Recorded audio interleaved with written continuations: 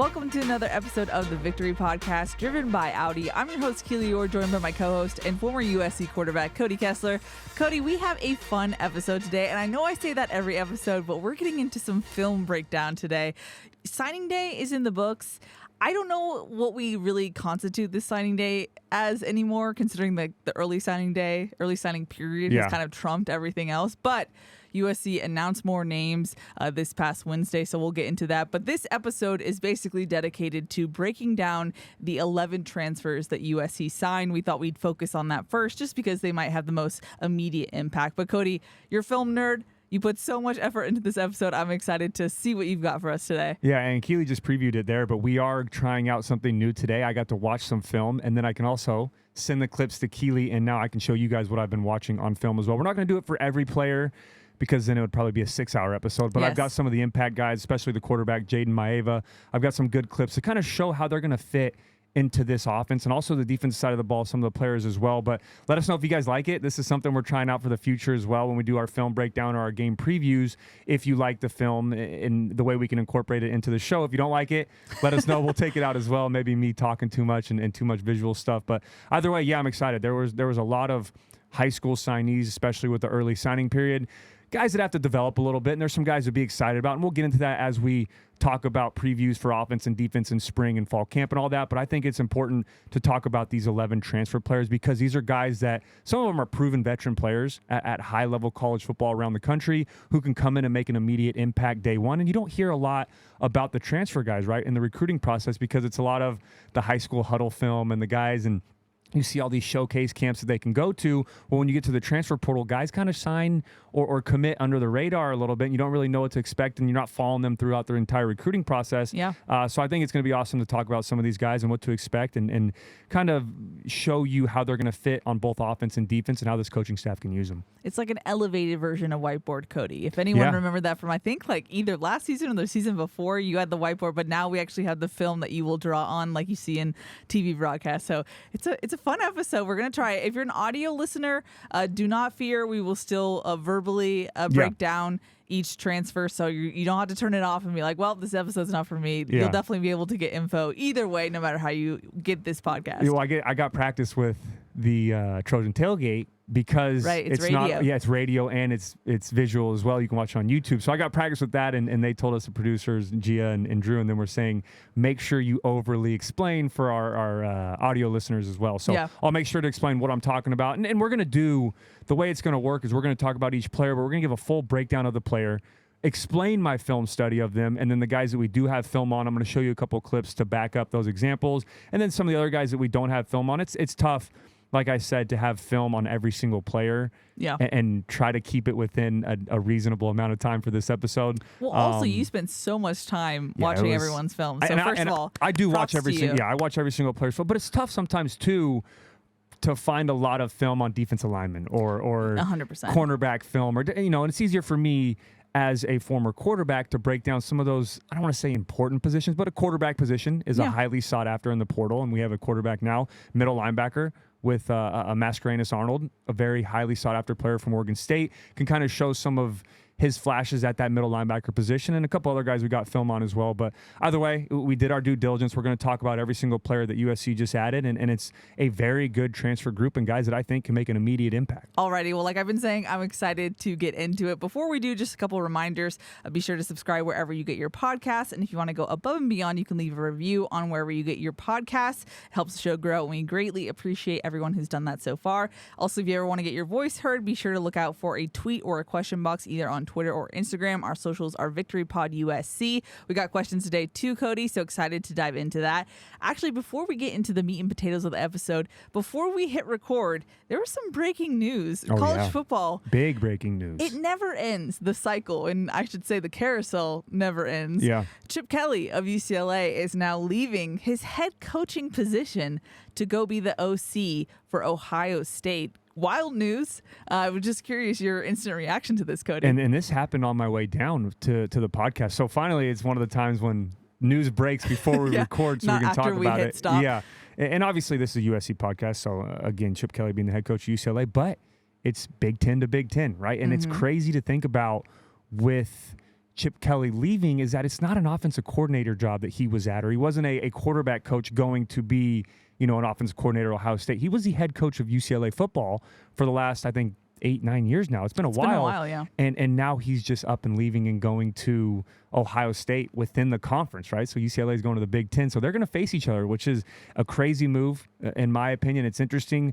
A lot of speculation when season ended that maybe they were going to let him go after that last bowl game. He sticks around. We don't hear any news about that. And then now we're getting ready, I think, a couple weeks from spring ball, and he gets ready to go. And it's going to be crazy for me. And you feel for the kids. This kind of backs up what we've talked about with the transfer portal the last couple episodes or making it a contract system unless a coach leaves. Think about if you just committed or you just transferred and signed Wednesday, and then the next day the head coach leaves. That's how football is nowadays. So I understand the side of it of allowing a players to transfer. Now they're going to get to open up that window for some of these players. But yeah, it is a crazy blow for this UCLA program, and it's going to be interesting to see what happens going forward, how many players they can retain, and they've got to have a quick turnaround in hiring a head coach now. What do they do? And it's crazy. I feel like this move is kind of a reflection of, there's a divide of new school and old school, if you will. I don't know if anyone's like fully new school when it comes to NIL and everything like that, but I feel like Chip Kelly is one who's definitely like, I want to run an offense and that's what I want to do. Yeah. And this feels like if you can take off the head coaching hat, you can kind of just go be an OC and focus more on the X's and O's than maybe the evolving state of college football at this point. But like you mentioned, this is a crazy spot to put UCLA in. I mean, they could have, I know they were on the fence on what to do with him. You had an opportunity to be part of the big coaching carousel, and now you're behind the wheel, behind the curve, heading into spring camp. It's crazy. And you're going into the Big Ten. You're going into a very competitive, the top end of that conference is unbelievable. Some of the schools that are in there, but you're going into a competitive conference for the first year ever, and now you're going to have to find a new head coach right before spring ball starts. So the biggest thing for me is going to be the player-wise, right? Retaining the talent that you have there, because they had a lot of guys on offense that were coming back. Well, now you lose Chip Kelly, who's not only your head coach but your play caller. How do you keep those guys around? You also lost Danton Lynn to USC as your defensive coordinator, so it's going to be very tough for UCLA.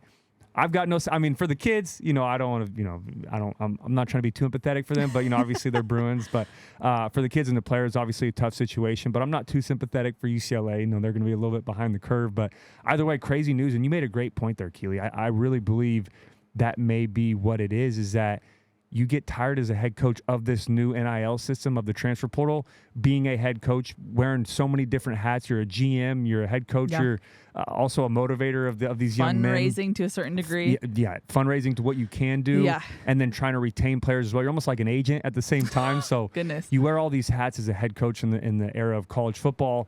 It might have been the situation where Chip Kelly said, hey, I'm going to go to a program that has been 1 or 2 wins away from getting to that national championship level or winning a national championship, and I can take off that head coaching hat and just go call offense now, what I know I'm good at. And you got to give it to Ohio State. They did a great job, or give credit to Ohio State, of going and getting Chip Kelly. I don't know what the price was. I don't know what the sales pitch was, but they pulled him from a head coaching job to go be an offensive coordinator, and I think they're going to have a great success there on the offensive side of the ball now. For sure. And another name that we haven't mentioned yet, Cliff Kingsbury. He is on the move. I know we've gotten a lot of questions about that so far this offseason and what's going to happen with him. We got the answer. He's now the offensive coordinator for the Commanders.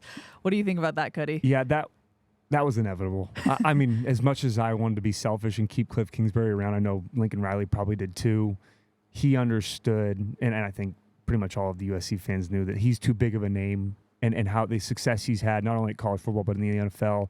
And people gave him a tough time towards the end of his career or his coaching tenure in Arizona, but he turned that program around and had some big years with Kyler Murray. He had a very good football team while he was there, but he's just too big of a name, I think, to stay in the role he was here at USC. And we don't have an offensive coordinator role. Obviously, Lincoln Riley calls all the plays, but awesome to see. And the interesting thing, too, and this is me just talking. I know we're speculating here. Yes. But I know everybody probably saw Caleb Williams' Instagram story post saying, big dog, congrats. And then he posted a picture of Cliff. It was an edit of him in Washington Commander outfit. Yeah. And a lot of people think, could the Commanders trade up to that number 1 spot? Because they're only 1 spot behind it. Could they trade with the Chicago Bears to get that number 1 pick? Do they go get Caleb Williams, who's from the DMV area? That would be so cool. Is Cliff going there because they've already talked about him? We're already going to do that. There's a lot of speculation. This is what makes the draft timing and all of this leading up to the draft so much fun, because there's so much speculation. It could just be out of nowhere, or he withdrew his name from a separate OC job prior to that. And we saw, too, that he was going to go to the Las Vegas Raiders, and we thought, oh, great, the podcast we just finished recording, and there was I remember, a rumor. And I even said Schefter posted this. Adam Schefter, a very reliable source. Yeah. But at the end of the day, no one really knows, right? And I'm sure that was in the works, and that probably was going to happen. But then he withdrew his name, and a couple days later, he goes to the Washington Commanders. Is that foreshadowing, or are they going to go make a run for Caleb Williams? Who knows? But either way, I wish nothing but the best for Cliff Kingsbury. I'm excited for him, and who knows? Maybe he gets paired back up with Caleb this next year. Now, I'm curious for you, like as a quarterback, if you spent time with Cliff the last season, like do you have an advantage coming in? Like say Caleb gets drafted by the Commanders. Yeah. You're familiar with your OC. Do you kind of hit the ground running in that sense? Yeah, it was very similar to Kyler Murray, right? Going from playing for Lincoln Riley, who is very close with Cliff, and then going to because people forget, or probably not forget, but it's easier to not remember that a year prior they drafted Josh Rosen in the top 10. Which is wild. You don't go top 10 and then you go number 1 overall pick a quarterback again if there's not a reason you're doing it. In my opinion, the reason they did that was because they hired Cliff Kingsbury, and then he played for Lincoln Riley. Obviously, Kyler Murray played for Lincoln Riley, had a huge year there, won the Heisman Trophy, did all those things. I guarantee you Cliff and Lincoln were like that, talking through this draft prospect or this draft process of saying, hey, you need to go get this guy. He's going to fit perfectly in what we do. We have very similar style of play calling, very similar offenses that we like to run. He's going to fit perfectly, and he did, right? He got paid. He got his big amount of money. They fell off a little bit these last couple of years. He's dealt with some injury, and obviously Cliff left. But overall, I think it's kind of the same situation. It's a Kyler Murray 2.0 again. Now, what makes it more interesting is Cliff was actually here. He wasn't already in Washington. Yeah. And then talk to Lincoln saying, hey, go get Caleb. He's going to fit perfectly. He worked closely with Caleb. Now he goes to Washington. Now is he going to go? Now, again, this is all speculation. Yes. We don't know. And I don't think anyone knows that. That shows what Adam Schefter said about Cliff going to Las Vegas. And then and Adam and guys like that are the most reliable sources. Once you hear it from them, news. It's news. You feel comfortable saying it, but then this happens. So again, we don't know as much as the next person, but I wouldn't be surprised if that happens. So it'll be interesting on draft day or leading up to it if the Bears do trade that number 1 pick to the Commanders and they go get Caleb Williams. For sure. We'll definitely be here to break it all down regardless, but excited to see what comes in the future. Before we jump into the actual meat and potatoes of the episode, just want to give a thanks to Audi. Performance is more exhilarating on a real road. Introducing the Audi Q5. Visit your SoCal Audi dealers, proud sponsors of the USC Trojans. And at Ralph's, everyone wins when it comes to saving big, because when you order online through the Ralph's app, you get the same great prices, deals, and rewards on pickup or delivery that you do in store. So no matter how you shop, you always save big at Ralph's. Ralph's, fresh for everyone. Fight on. Fight on. Alrighty, Cody. Well, it's time to get into it. 11 transfers announced for USC in this class. I'm going to start with your notes. I want to make sure I'm in line with you. First up is quarterback Jaden Maia. He's 6'4", 220. He's a sophomore from UNLV. Yeah, and I want to start with the stats from last year, look at some of his numbers. As a freshman, which was very impressive, was 64% completion percentage, had 3,085 yards through the air, 17 touchdowns to 10 interceptions. Would like to see that ratio a little bit better, but had 73 carries, 277 yards on the ground, and 3 touchdowns rushing. He was also the Mountain West Conference Freshman of the Year, and as a freshman was second-team All-Mountain West, which is very impressive.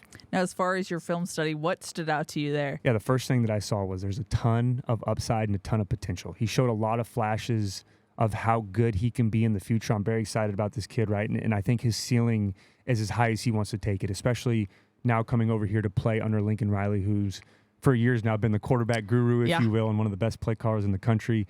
And UNLV ran a somewhat of a similar offense to USC, and it's a copycat league, right, in college and NFL. Yeah. We're not running groundbreaking stuff that no one's ever heard of. You can watch the film and run similar schemes and play calling off of that, but he ran a similar air raid type of offense there at UNLV. They did their RPOs a little bit different, but he has a lot of experience with that, right? And that's something that Caleb Williams did so well here at USC, was reading the RPO with the pull it and run or give it to the back, pull it and throw. Maia did a great job of that this year as a freshman, or last year as a freshman for UNLV, so I'm excited to see that transition over into Lincoln Riley's offense. And I also love his size and arm strength, right? It's college football and NFL has changed. You see a little bit more of the height doesn't matter anymore, the size doesn't matter, but he is that prototypical 6'4", 220-pound, going to the Big Ten, can take those big hits, these big defensive linemen coming around, and you know, those dominant pass rushes that you see with Michigan and Penn State. He's not afraid to sit back there in the pocket, take a hit, and make a throw. So I'm very excited about that. But I can't wait to see the development that he's going to have under Lincoln Riley, especially going from his freshman year, now going into year 2 and being able to learn. And he's going to compete with Miller Moss, obviously, for a starting spot. But if he doesn't start this year and Miller Moss is QB1 and keeps that position, he has time to learn and develop. And like I said, I think the sky's the limit for this kid. I'm very excited. He was highly sought after, and the transfer portal was going to Georgia, then flipped to USC, had a lot of schools that wanted him, rightfully so. And the last thing that I noticed, and I'm going to break this down on the film in a second, is he showed a ton of poise as a freshman, right? We talk about these guys that play years ahead of what they are, and it was kind of with Caleb. It was surprising that he was a sophomore playing at such a high level when he first got here at USC, similar to Jaden Maia, right? Last year as a freshman, you forget watching his film that this kid is only 18 years old, right? Wow. He's only a freshman. He still has a lot of time to go, but overall, very excited. And this is a huge add to a USC quarterback room that we desperately needed to add some depth. Yeah, and it's interesting you mentioned that depth piece because you talk about the touchdown to interception ratio. Interesting, coming out of high school, he was a 3-star recruit. Yeah. Now, I think out of the portal, he was a 4-star. So it seems like, and this is more of a question, the ceiling for him is probably higher. There's growth needed, but what better way to grow than under Lincoln Riley, right? Yeah, and that's why my first note in caps, I put ton of upside and potential. Like, there are mistakes, and like you said, the quarterback or the touchdown to interception ratio, that was kind of one of my knocks on him at the bottom, was needs to work on his decision making. There's some throws that you see him make that make you realize, okay, yeah, he is a freshman, right? You're gonna learn through that. You're gonna be able to use self-scout in the offseason, which I'm sure he's already done, be able to go back and watch your freshman tape, because at the end of the day, no one's ever the same kid as they progress through college, NFL, year 1 to year 2. Sure. You'll see yourself as a freshman and say, why did I make that throw? Why did I make that decision? Then you get to sophomore, junior year to where you don't make those anymore and you know how to work around it, kind of like Caleb, right? We saw him develop into his sophomore, junior year of 40-plus touchdowns to very little interceptions, right? That comes from development. You've got to go through tough times early on to get to that point. But again, it also helps having a great coach like Lincoln Riley who can help you go through those situations in practice and eliminate those mistakes. So when it comes to game day, it's easy, right? You want the practices to be hard so the games are easy. And he's got to learn this offense. He's got a long way to go. Again, Miller Moss is QB1, and he's the guy to beat right now. It's his job to lose. But again, I'm very excited for this Maia kid. I think he's going to have a very successful career here at USC when he does take over as a starter. Also, one last thing before I let you get to the breakdown. I'm very excited that we can finally talk about these players. We got so many questions about Maia. Yeah.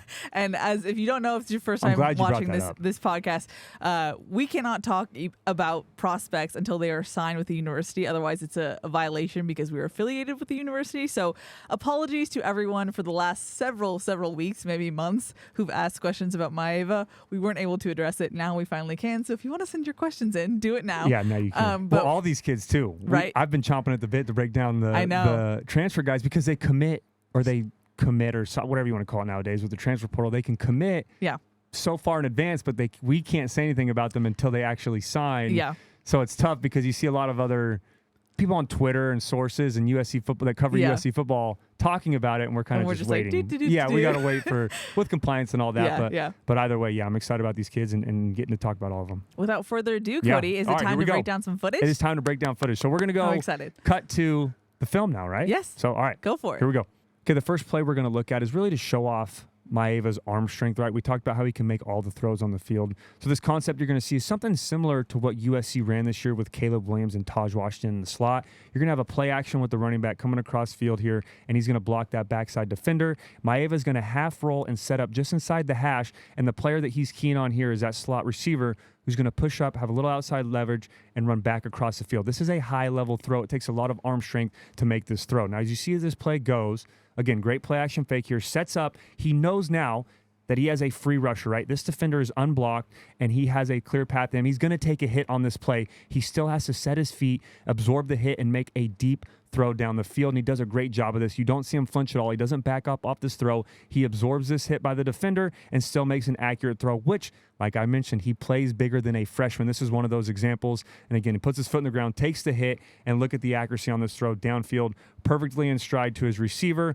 with all this space behind him to work, and the receiver catches it, finishes in the end zone, and a huge play for UNLV. And the next play I want to look at real quick is an RPO read. He does a great job here. And like I mentioned, UNLV has a different set in the backfield. They have two running backs basically stacked on top of each other. You would imagine in our offense there'd be a running back over here who's going to come around and run that option route. But what Maia does great here is reading that defensive end, right? He knows if that defensive end crashes down, then I can pull it and run. If that defensive end comes upfield, I got to give it to the back, right? So as this play continues to go, as he's reading that defender, he does a great job of noticing this guy starts to crash down just a little bit. As soon as he takes that step, he knows I have all this space to work outside, and I have a running back who is my third option in this RPO who is running the option play. Now, as this play continues to go, you're going to notice that puts this player in a terrible position. That cornerback right there is the last line of defense, and he has to take both Maia and the running back. And at this point, Maia does a great job of showing that speed. As he steps up here, puts his foot in the ground. Now he splits both of these defenders, and he shows off that sneaky speed that Keely and I were talking about and takes it to the house. Again, a great play by Maia. Use a little bit of a stiff arm there to get the defender off him and finishes in the end zone. Those are two plays right there that really showcases his arm strength as well as his ability to run the football on the ground. Now, I know you have a couple more clips of Maia. You mentioned him showing poise. I feel like this next section really showcases that. And behind the scenes, again, I was clipping them. And you've seen them all already. I was surprised that, this is under a minute on the road, and he really takes care of business. But that's all the context I'll give. Cody, you can take it away. Yeah, and like you mentioned, we saw the arm strength on the last throw, right? We saw his ability to read RPO and take off and run. But this is where I talked about him playing more mature than a freshman, and why I say the sky's the limit and the upside and the potential is so big for Maia, and why he was so sought after in the transfer portal is because of a drive like this. Now, like we just mentioned, this is late in the fourth quarter, less than a minute to go on the road against Fresno State. And just to set the stage a little bit, the score is 31-24. UNLV is down by 7, and we're starting off with a play. It is 4th and 6. This is on the 35-yard line going in. Field goals don't win, have to go score a touchdown. This is a gotta-have-it play, a gotta-have-it situation. If you don't pick up the first year, the game is over. This is a great concept that UNLV runs, and Jaden Maia does a great job of reading it perfectly. You're going to pay attention to the wide receiver down here and the tight end at the top of your screen, right? We used to call this a form of railroad when Steve Sarkisian was here. Coach Sark loved this play call. It has an answer for man and an answer for zone. So right here on this concept, you're going to see this receiver has a tight split, and he's going to run across the field on a drag route or a shallow route. He is your man winner. If it's man-to-man, I'm finding him. The tight end up here at the top of your screen is going to push up and sit in the middle of the field. He is your zone beater. If it's zone, I've got to find him immediately, allow it to clear out, and make the throw. I want you to watch the decision-making and the timing by Jaden Maia on this play. Now, as the ball snapped, you're going to notice that Fresno State drops out, right? This guy's dropping out. This player right here just dropped out. They're only bringing a 3-man rush. So I know that it is zone. It is a rush 3, drop 8 zone play on 4th and 6. I've got to pick this up. Watch how quick Maia puts his foot in the ground, has his foot in the ground. He's planted. He's already ready to make this throw. This ball is going to the tight end, by the way. This player right here hasn't even cleared yet, right? He still hasn't passed the tight end. This player is still dropping back into zone, and the player right here just off screen is still hovering in that area, but he knows and trusts his arm strength. He knows that it's zone, and he knows the answer on this play. And watch the throw here. Low and away, perfect throw, a huge first down, a huge pickup. Keep the game alive and keep UNLV's chances alive to win this football game. Huge poise by Jaden Maia on this play. Now, this next clip I want you to look at, I talked about it earlier when we were previewing Maia about the film.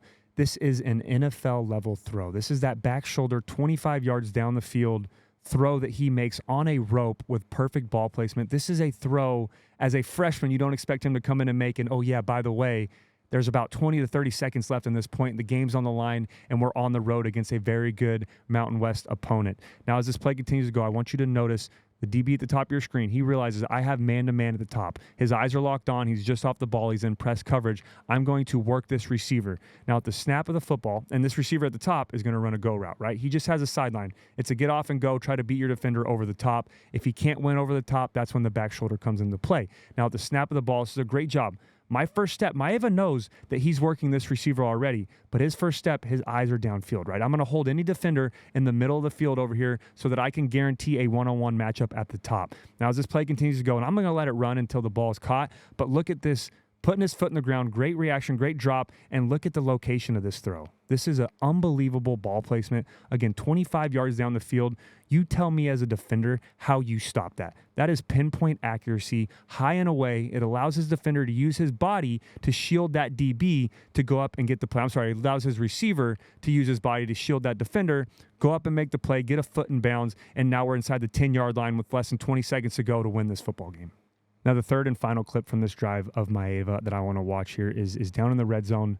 This is 2 plays after that beautiful back shoulder throw. Again, less than 15 seconds to go in the game, and this is a perfectly thrown football that should have tied the game up, but I'll show you why in a second, why it doesn't. Now, the first thing that Maia does is dissecting the defense, is understanding coverage, right? You see the top of your screen, and he recognizes that I have man-to-man. These 2 defenders are locked man-to-man on these 2 wide receivers, meaning that I also have a man-to-man matchup down here, and I want to work to the field where I have a ton of space back here, and it's not the crowded side to the boundary. This is a great read, right? Love the read. Now watch the throw as well. Decisive in a clutch moment, puts his foot in the ground, and this is a perfectly thrown ball. I'm stopping it because you see right here, it looks like touchdown, right? We're going to go tie the game up, or we're going to go for 2 and try to win it on the road. Both teams are 4-1 at this point, too. Huge implications on the Mountain West Conference. But again, you feel bad for this wide receiver. It's brutal to watch. The ball ends up going through his hands, and it's incomplete. But more so, I wanted to watch that and show that because of the poise and the accuracy and the big-time plays that Maia is making in these moments and how good he can be in the future. And it's just so much fun to watch. And again, this is just 5 plays that I found. If you want to go watch his highlight tape, if you want to go back and watch some of these games last year at UNLV, you understand why I say he has so much upside and so much potential, and I can't wait to see what he does here under Lincoln Riley. Alrighty, well, moving right along to another transfer, defensive lineman Isaiah Raikes. Again, caveat, apologies if that's wrong for his last name. Once these guys get on campus and we can meet them and interview them, we'll make sure we get it correct for sure. But he's a 6'1", 325 senior transfer from Texas A&M. Yeah, and I put in my notes, right? So I got everybody's stats, 2023 stats, but right below it, I put it's similar to Barry Alexander, right? His stats aren't going to jump off the sheet. Sure. And because he's an interior defensive lineman, but he had 17 tackles, 1 sack, and 1 forced fumble. But when you watch the game film, his impact on the defensive side of the ball is similar to Barry Alexander. Think also Antoine Woods type of body type, the definition of a run stopper, of the really jamming up and clogging up the middle of the defense, the type of guy you need, especially going into the Big Ten. Very big and strong, extremely difficult to move was one of the things that I noticed. And it's not only with a one-on-one with the center, with a guard, it's double teams as well. They have trouble moving him off his spot, and that's what you need in the center of your defense. He does a great job of not getting pushed back. He's the definition of low man wins, right? Keeping a low center of gravity. Not the tallest guy in the world at 6'1", but he uses that to his advantage, getting up underneath those offensive linemen and pushing them back and not moving off his spot. Does a great job of moving sideline to sideline as well, which surprised me a little bit when you see his size, right? 6'1", 325 pounds. Yeah. But he did a great job of moving lateral, of taking on a defender or taking on an offensive lineman, engaging in them, and then shedding them off, working sideline to sideline. There's a play on film where you have a guy running to the sideline, does a great job of shedding him and getting outside and making the play or stopping the play without allowing it to be a big gain, which you're not used to seeing from a 325-pound nose tackle, right? Yeah. So he does a great job of that. Very difficult to move and does a great job, like I said, of plugging up the middle of the defense. And the 2 things that surprised me with Raikes is his powerful and quick get off the line. There's a couple plays on film and watching, you got to go back and find some Twitter clips as well. It's tough to get some film on interior defensive linemen, but where the ball snapped and he's the first one off the line of scrimmage, ahead of a defensive end, ahead of some of the other guys around him with his pass rush, very athletic, right? And to back that up, and this, I don't know if you've seen this note, you probably already have, because I send you all my notes. Yes. But for those listening at home, this surprised me. If you go back and watch his high school tape, there are a good amount of clips of him playing running back in high school at 6'1", 300 plus. Was he like a bowling ball? Oh, it's unbelievable. There's a play where they're backed up and he's coming out and they give him the football and he's downhill runner, right? But he's athletic. He can move around. He can move sideline to sideline. So his size and his physicality, how dominant he is on the center of the defensive line, paired up with the athleticism that he has, makes him a perfect candidate going into the Big Ten to really work, I guess, 1A, 1B with Barry Alexander, some of the other guys in the middle of our defense, and a guy that I think that can have an immediate impact for D'Anton Lynn. Yeah, I was going to say, this seems like a key piece for Lynn to do what he wants to do next season, correct? Yeah, I love, and you know, we're going to get to some more of these guys, but I love with especially the defensive transfers, we've gone that physical side of things. We haven't gone with the speed, the kind of skinnier, quicker guys, which you do need to have, right? You're going to have some of those at linebacker and perimeter. But when it comes to that front seven, I love that we have emphasized size, physicality, especially going into this Big Ten conference.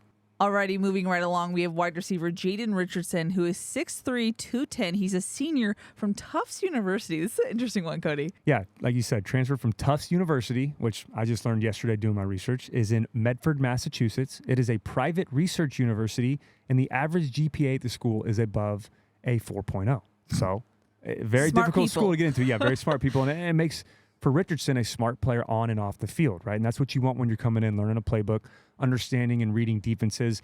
But if you haven't heard about this school before, that's because the football team is in Division III, but that just speaks volumes of how good he is. To go from Division III to now be able to transfer and get a high-level Division I scholarship, now coming to USC. His 2023 stats, 46 receptions, 830 yards, which doesn't jump off the stat sheet, right? He's not 100 catches, 1,000 yards player, but what really stood out to me was he had 13 touchdowns receptions last year, which was impressive. With only 46 catches and 13 of those were touchdowns, it means he's a big-time playmaker, does a great job of taking the top off the defense as a deep threat, and does a great job of being physical when it comes to man-to-man coverage. This feels like a classic case, and you've said this so many times on this podcast. If you are good, they will find you. Exactly. This seems like one of those cases. It's the definition of it because, like I said, Tufts University, and it's no disrespect to the university, I've never heard of it before. Smart people yesterday. probably are like, duh, Well, yeah, Keely they're and like Cody. Tufts University. Yeah. The academic side of things, I did have a 4.0 in high school and college, so I'm surprised why I didn't get an offer there. But, no, I'm just kidding. But if you do go back and watch his film, it really explains why he's going from Division III to Division I, right? Some of the notes I had, great size paired with really good speed, right? First play of his highlight tape on Huddle, and again, if you have a Huddle account, go watch his tape. I don't know if I said that already, but go back and watch his tape on Huddle. It's unbelievable. Big time plays. It shows you really how explosive he can be. But his first play is a simple 5-yard slant route, right? The ball's behind him as well, so he has to slow down to catch it. By the time he catches it, his stop and go speed has a corner on the outside of him, a safety just to the right of him, splits both of them, goes for 75 yards for a touchdown. Very first play, so I'm already intrigued, right? It's caught my attention. But then as you continue to go, some of the other notes I have, love his route running on the outside, not going to play slot, right? He's going to be an outside receiver. Pretty much every single play on film is him playing outside. Does a great job of being physical in man-to-man coverage, especially off the line. I say it all the time, right? If you can't win in press man-to-man coverage on a slant, on a stop route, on a go route, you can't play college football. You can't play NFL football. He wins continuously on this film, does a great job of not only being physical, hand swiping, getting around the guys, but also running by them. At 6'3", 210 pounds, he has these surprising, he's a long strider, right? Has that surprising speed. I see a lot of deep shots from Miller, from Maia in the future for Richardson, which I'm excited to see. And he does a great job of using his height and high pointing the football, right? He never lets the ball get down to his chest. He never catches it down low. He goes up, high points the football, and he's a great deep ball threat. And the biggest thing that I loved on his game film was that he added clips of him blocking, right? It's not just a highlight tape of him, which it is, making big-time catches. He makes a one-hander in the back of the end zone, shows his speed, shows his size, does all these things that you want from a Division I wide receiver. But he also has a couple clips on there of him taking a corner, driving him 15 yards, and then planting him into the ground. And it's very impressive. Yeah, it's awesome to watch. Shows he gets it. But the only thing I would say, and again, I'm pumped on these guys. I'm optimistic. I'm excited. The only thing that I would like to see him work on when he gets here with Lincoln Riley, with the staff, is, like I said, he's a great straight line with that size, going up, getting the football, putting the foot in the ground, running a post, one step and go, just in and out of his breaks a little bit. A little bit slow on some of his chop, in cut, chopping down, out cut, those things, something he can work on, but that's going to be great with Coach Wiley, the strength staff, being able to do that when he gets here at USC. But overall, a huge asset to this wide receiver room, and I can't wait to see what he does under Lincoln Riley. It's interesting because you mentioned Division III. Is that something you can take away the tangibles from Division III tape, if you will? Yeah, it's obviously the competition is going to change, right? I'm not saying it's nothing disrespectful. The competition is going to change going from Division III to now playing in the Big Ten Conference, playing at USC, a Power 5 conference. But like you said, if you're good, they're going to find you. Like, he has all of the skill set, the athleticism, the size, his catch radius. I'm surprised why he is at a Division III, but it's kind of like some of those guys you see that get the no stars or the no offers, have to go elsewhere. He's one of those players. I think he's going to come here at USC. I don't know if he's going to start from day one because it is a crowded wide receiver room. We've got some really good players and some freshmen that showed flashes, especially in the bowl game. But he's going to be able to compete. And he's also a senior. He's a guy that has a lot of experience. That's a veteran that can be a veteran in that room. And I think he's going to be more of a possession guy, especially down in the red zone, using his size to his advantage. But like you said, yeah, he's a diamond in the rough type of player, and I'm excited that he's going to be here in this USC offense. Next transfer up is cornerback John Humphrey. He's 6'2", 205 senior. He's a guy who D'Anton Lynn is familiar with. I would assume he's from UCLA. Yeah, John Humphrey, and if that name sounds familiar, like Keely mentioned, he's from across town and played well this year or this past year at UCLA. His 2023 stats: 31 tackles, 2 forced fumbles, 1 fumble recovery, and 2 interceptions. And this is a theme with not only college football, but the NFL in general, his size at corner, right? You're used to, in the past, maybe some 5'7", 5'8", Nickel, Roby Coleman type players. Yeah. Very good. And there's a lot of those still around, but now you're seeing it transition into those bigger, stronger, more physical type of corners. And there's another guy we're going to talk about in a little bit that USC also got in the transfer portal. But think Sauce Gardner type player. Think Patrick Surtain type of player. Those guys that are those bigger, physical type of corners. That's what USC has done in the portal this year, and Humphrey is one of those guys. Like I said, love his size at 6'2", over 200 pounds, can run well. He can also be physical at the line of scrimmage, which is very important, especially in press man coverage.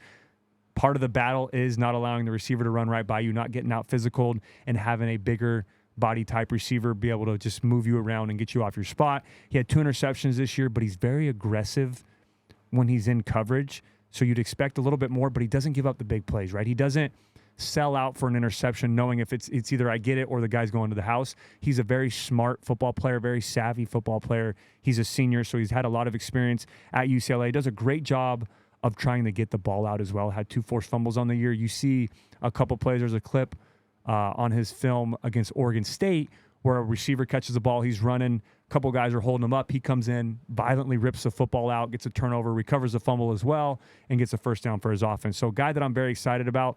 And I love the theme of this defense with not only the transfer guys, some of the high school guys. We're going to the more physical side now, right? We're getting those bigger body type of players, not only on the front 7, but in the secondary as well, that can go in and be physical. And that's what you're going to need to stop some of the run game in the Big Ten. I was going to ask you, it's funny, we're kind of on the same wavelength. Were you able to kind of decipher what Lynn is looking for based on this class? Yes. And you know, again, I don't want to jump too far ahead, but there's a couple guys we're going to talk about coming up. And Humphrey's one of those, and Raikes another guy, like I said, 6'1", 320 plus. We are going to the more physical type of defense, and I think that's what you need to win. Now, you need to have speed. You've got to be able to keep up with guys on the outside. You're going to go, you want speed versus speed, but Humphrey can move well, and that's something I put in the notes. Uses his length to his advantage in coverage and does a great job of contesting 50-50 throws, right? So he'll stay on your hip. He's not going to get ran by. Now, obviously, his physicality is the best I guess, attribute he has in man-to-man coverage or just in zone as well, but he's not going to get run by. He's not a guy that's going to come out there and have a guy just run right by him, right? A speed guy. He's going to stay in your hip, and when the ball's thrown and when it's a go ball, he does a great job of going up and using his size to contest those 50-50 throws. Now, corner is a position we've talked about a lot the last 2 seasons of how no one besides maybe Mekhi Blackman has really locked down that spot. That's 2 years ago, by the way. Yes, a good point. As a senior, do you think John Humphrey is circled to be a starter in waiting? Yeah, I mean, we've lost some guys, obviously, in the transfer portal. We lost some guys that are going to the NFL draft that are leaving. So it's a little bit of a depleted room. We obviously have lost some of the coaches that coach in the secondary as well. Yep. So it's the biggest question mark for me on the defensive side of the ball is, I guess you could say secondary as a whole, but the cornerback position. And you mentioned it. Mekhi Blackman was the last solidified CB1. Every single down was on the field corner that we've had, and we've been looking for that these last couple of years. But USC is being very aggressive in the portal, again, going after these players. And there's another corner I'm going to talk about that I hope can, and this is an SEC type of corner too, that can come in and solidify either that starting, that CB1, that CB2, and some of the guys that are here have rotation, but have more consistency in that room, and guys that are more physical that can also cover well to really allow D'Anton Lynn to do what he wants to do on the defensive side of the ball and allow that pass rush to get home. Well, we're talking about the secondary, and we're on a Bruin, so we might as well go to the next Bruin in the transfer portal. It's safety Kamari Ramsey, 6'1", 205 pounds. He's a sophomore from UCLA. Yeah, again, another Bruin. We got D'Anton Lynn, then we got Humphrey, now we've got Ramsey. But again, a guy that is, as a freshman last year, was very impressive, right? His 2023 stats, 40 tackles, 1 interception, doesn't jump off the sheet. But again, he's a younger player that's learning, that's continuing to grow with D'Anton Lynn. That's the most important part for me, is that both these guys, they don't have to change a whole lot, right? With Humphrey and Ramsey, is you're staying in the similar area. You're still in Southern California. Mm-hmm. You're going with the same defensive coordinator, so you're used to that. And also, you're getting ready to go to a new conference that you're already preparing for at your previous school. So it's not a big change, and it feels like it's going to allow Ramsey and Humphrey to get on campus and hit the ground running and be able to compete from day one, and really probably help some of these younger guys that are already here learn Coach Lynn's defense, because they're going to be some leaders on the field. But again, Ramsey is a guy that jumped off the film study for me. He jumps off the tape, can do it all at the safety position, does a great job of playing the center field position, also does a great job of coming down and being physical on a tight end, playing man-to-man, which you're going to need, again, in the Big Ten Conference, which is a lot of tight end type of schools over there. So you're going to need to be able to take some of those guys out. Highly recruited out of high school, but was an even bigger target in the transfer portal. And that means they do these things where they rate these guys from high school, then they rate them in the transfer portal, had a ton of offers, was highly sought after, a guy that a lot of schools know he could come in and be immediate impact from day one, which I think he's going to do here at USC, especially with Kalen Bullock leaving, especially with Max Williams not being here anymore. So there's going to be a lot of room for competition in that safety unit, and this is a guy that can come in and compete. Again, 6'1", 200 pounds, can be physical at the point of attack on the line of scrimmage. Again, can cover well at the tight end position. I love how Coach Lynn used him last year, and this is a guy, I got a couple of clips that I'm going to show you on film as well, both of him in coverage and then him down close at the line of scrimmage. But I love the different ways that Lynn used him. He's a very versatile player, and that's something in an interview that Lynn talked about was, how can you help benefit my defense? How can I get the most out of you? Is it being down tight by the line of scrimmage? Is it playing deep? Is it being able to use you for both, putting you on a slot defender or putting you on a tight end? Any of those situations, that's something that Ramsey can do, and I'm very excited, I guess, a do-it-all safety, if you will, for this USC secondary. Well, you just mentioned it, so let's dive into it. Film breakdown of Ramsey. What do you want to point out there? Now, this first clip we're going to look at, I was a little hesitant to put this in. This is, again, me pleading for an all-22 version. Of course. Ramsey is actually off the screen back here, so you can't see him. But I just want to show his athleticism. He does a great job of playing that one high position, and you'll see when the ball's thrown and when he makes this interception, how he does a great job of being athletic and being in the right spot at the right time. Unfortunately, again, it's tough to find highlights on defensive players, but as this play goes, you're going to see the quarterback from Cal is going to roll out left, and he's going to throw this ball. It's going to sail on him a little bit, but because Ramsey is in the right place at the right time, knowing that there's no one for me to cover over here, right? There's no one that's on this side of the field. I'm going to read the quarterback size and go to the 3 receiver side and be in the right place at the right time to make this play. And look at this athletic catch that he makes here, using his body control. Again, 6'1", over 200 pounds, so he's got good size, but he's also got great athleticism. Does a great job of catching that pick, tucking it in, not letting it hit the ground, and a huge turnover for UCLA. Now, the second and final clip of Ramsey is kind of showcase the physicality that he has now. We just saw him playing that center field position, similar to Kalen Bullock from last year, being able to read the quarterback's eyes and make a play on the football. But now I want to show you how Coach Lynn used him down by the line of scrimmage and his physicality of stopping the run. So that's Ramsey right here on the bottom of your screen. His responsibility on this play is keeping outside contained, right? He wants to keep this running back from bouncing outside and not allowing this play to get to the edge. And as this play continues to go, you're going to see him do a great job here, understanding gap integrity, understanding responsibility. He starts outside to stop that and forces the running back inside, but now he knows that he can backtrack or track back inside and go make a play on this football. This is a 2-for-1, if you will. This is how you know he is a good, a savvy, a smart football player. Goes back, makes a great play on the football. Look at that head across. Great form tackle, something that we've talked a lot about here at USC as well. Great form tackle, keeps his head up, gets his head across, and takes the defender to the ground. Huge play and a spark play for this UCLA defense, and I can't wait to see him continue to grow for Coach Lynn when he gets here at USC. Now I'm excited about this next transfer, running back Jaquavius Marks. His nickname is Woody. I don't know if we've earned that privilege yet, Cody, but just wanted to add that as well. He's 5'10", 210 pounds, and he's a senior from Mississippi State. Yeah, I'm with Robert Woods. Has always been Woody for me, so Fair. It's nice to have another Woody nickname on here. Again, there was some of his teammates calling him that.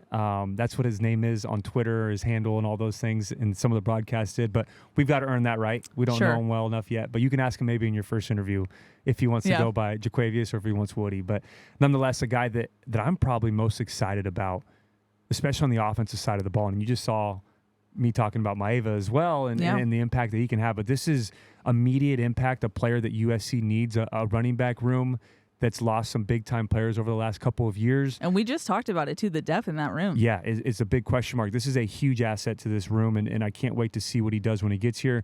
But just looking at his stats from last year, 121 carries, 573 yards, averaged 4.7 yards a carry, and 4 touchdowns on the ground. Also had 23 receptions, 167 yards through the air, and 2 touchdowns as well. Only played in 9 games, so he missed 3. So that's still a very impressive stats to have in such a short amount of time. Somewhat similar, if you will, to another player that transferred from last year, Marshawn Lloyd. Okay. Reminds me a little bit of that. Maybe not playing-wise, but coming from the SEC, Marshawn only played 9 games before he came over as well. Was a veteran player that had already proven himself in the SEC. But I had to show his career stats as well when talking about Woody or Jaquavius. Should I just go Woody? Marks, yeah. Talking about Marks, just to show the type of veteran player he is, the type of impact that he's had at college football level already. 410 carries, 1,883 yards, and 22 touchdowns on the ground. And he's had 214 receptions, 1,225 yards, and 5 touchdowns as a receiving running back as well. Which is big because, as we know, the Lincoln Riley offense loves to get the running backs involved in the pass game as well. That's really kind of running backs at any level right now. And Matt Leinart was just talking on a podcast with Julian Edelman recently, talking about how Reggie Bush was ahead of his time in the NFL, right? Because you see a lot of these more pass-catching running backs out of the backfield. How versatile can you be? Can I not only use you on the ground, but use you out of the backfield as a receiver, Christian McCaffrey type of players? And it's so important to have that in your running back room, and Marks is exactly that type of guy. And when you watch the film, I have a ton of notes here. I'm not going to go over all of them because I do have some clips that I want to show you. But just as a player, like I said, I'm probably most excited about him on the offensive side of the ball. Veteran player that can be a great leader, has 4 years of experience at high-level college football, highly recruited both out of high school and out of the transfer. Made an impact as a freshman, really all 4 years at Mississippi State. Can do it all out of the backfield. Great vision and patience, and I'm going to show you a guard tackle pull, which we use here at USC. I'm going to show you that in a second, and how he does a great job of being slow to go, and then when he decides to take off, puts his foot in the ground and has a great burst of speed. He sees the hole open up, and it's so important as a running back, not to just run in there and clog into the offensive line, right? Not allow your blocks to develop. He does a great job of reading and reacting. Very effective pass catcher out of the backfield. And to back that up, this is a stat I had to add in. As a sophomore, he had 86 receptions and over 500 yards as a running back, which is unheard of. 86 receptions out of the backfield. Now, I'm sure they used him a little bit in slot here and there. That's like a number 2 receiver, number 3 receiver numbers. Some schools, that's a number 1 receiver. Sure, yeah. Especially the Big Ten. That's 86 fair. receptions is highly impressive. But you just mentioned he's going to fit in perfectly with Coach Riley's offense. I can't wait to see how he uses them. And I think if that, obviously we've got Quentin Joyner, we've got Amari and Peterson, some younger guys that we saw flashes from last year that I think can be very good here at USC, could be running back 1, but I think Marks has a great chance of coming in and being that starter, like I said earlier, kind of like a Marshawn Lloyd type from a year ago. Well, let's look at the film, Cody. Yeah. This first play I want to look at from Marks is a staple play in the Lincoln Riley offensive system, right? You have guard tackle pulling across. You have some type of motion or window dressing coming across the formation, and then you have Marks back here in the backfield coming downhill and does a great job of reading his blocks. Now, I want to take it a step further, though, and pay attention to one other player, and that's the wide receiver down here at the bottom of the screen. His responsibility is that corner unless the safety replaces and comes down into the box. That's known as MDM, or most dangerous man. That's that wide receiver's responsibility on run blocking in this play. He does a great job of noticing, again, this safety coming downhill. He knows I have to go take that block now. But why is that important for Marks? As this play continues to go, you're going to see at the point of attack here, he understands that the guard, the tackle, and the wide receiver have all picked up their man, and I know now that I can bounce this, have great vision, and take off outside. But there's one player that's unblocked and I have to beat. That is that corner that is coming downhill. Good backs will pick up 3 yards and get tackled. The really good backs or the great backs will make this man miss and take the ball for 30, 40 plus yards, pick up an explosive play, and that's exactly what Marks does here. Great crossover move, outside in, puts his foot in the ground, and look at that stop and go speed, and has a huge gain and a huge explosive play for Mississippi State. The second play I want to take a look at is to showcase Marks' ability as a pass catcher out of the backfield. He's just going to run a simple wheel route down the sideline, which is a very common route for our running backs to run here at USC and then Lincoln Riley's offense. But I just wanted to showcase Mark's ability to get going. He runs a great route here, show his athleticism and how effortless it is for him to catch the football down the sideline. The throw's down at his waist level, but again, he catches the ball great, stays in stride, and finishes in the end zone. The third and final clip that I want to show from Mark's is probably my favorite clip, and really it shows his combination of vision and his ability to put his foot in the ground and get north and south and showcase his speed as well. This is just a simple outside zone run, but you're going to have a defensive end that becomes unblocked, and you're going to have a safety that becomes unblocked. And I'm going to let this clip speak for itself, but watch how Mark sets up both of these defenders, puts his foot in the ground, gets north and south, and finishes in the end zone.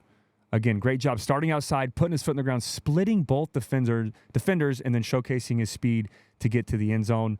And these are just a couple clips to showcase the talent and the ability that he has to come in and make an immediate impact for this USC offense. But again, I'm just so excited for what he can do, and I can't wait to see how Lincoln Riley uses him. It seems like now a tradition of a veteran running back coming through the transfer portal for USC in this Lincoln Riley era. Travis Dye, Marshawn Lloyd, Austin Jones, and now Jaquavius Woody Marks. Next transfer up is cornerback DeCarlos Nicholson. He's 6'3", 195 pounds, and he's a senior from Mississippi State. Yeah, another SEC player that we're adding to this roster, and another physical defensive back that D'Anton Lynn is adding to the defensive side of the ball. In 2023, his stats were 42 tackles, 2 pass defense, and it was weird looking at his stats. It only showed 2 years on there, so I was confused. But a little fun fact about Nicholson, he actually played and was recruited as a quarterback out of high school, a la Jamil Muhammad, different positions, but you know how high I am on guys who play quarterback and then go to the defensive side of the ball.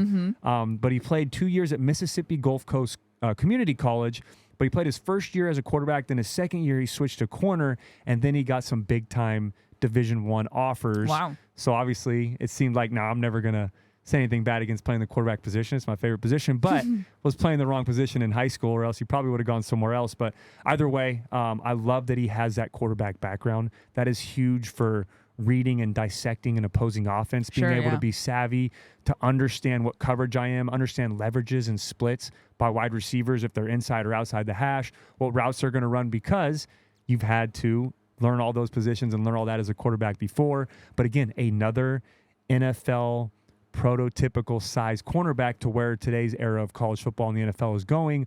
On the defensive side of the ball, 6'3", 200 pounds, right? So another, just like Humphrey we talked about, right? I love that D'Anton Lynn is going after and getting these physical defensive backs, guys that can not only cover, but also can go up and tackle on the back end as well. And if you watch, now it's tough to find some of his clips on film, but if you go to DeCarlos Nicholson's Twitter, he posted his own highlight tape. Now, I couldn't use that because obviously there's like clips or there's like watermark, different stuff on there. I don't want to just pull from his Twitter to use these clips, but I'm letting you know now, go watch them, go follow him as well. He's coming over to USC to show some support, but he is a physical downhill, hit you in the mouth cornerback, which you don't hear a lot about, right? Normally that's a safety, that's a linebacker, but there are a couple clips on there where he's coming down full hill, hitting a running back, hitting a receiver, a tight end that just caught the football. He's not afraid to stick his nose in there and be physical. And that was one of my biggest notes on him. In all caps, I put very good tackler. And that's something that this USC secondary is looking for. And I can't wait to see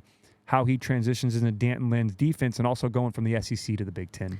Now, no offense to you quarterbacks, but it's fascinating that he's physical considering he played quarterback, where you guys you do get hit a lot, but you're not the ones doing the hitting, if you will, obviously. He was different. He was a dual threat quarterback, right? He threw the football. He ran a lot as well. They used him as a running type quarterback in high school and when he got to community college as well. But to say that, I wasn't supposed to. No, but hey, I played safety. Played a little corner growing up. I love defense. If quarterback didn't stick for me, I would have tried to play safety. That would have been my next.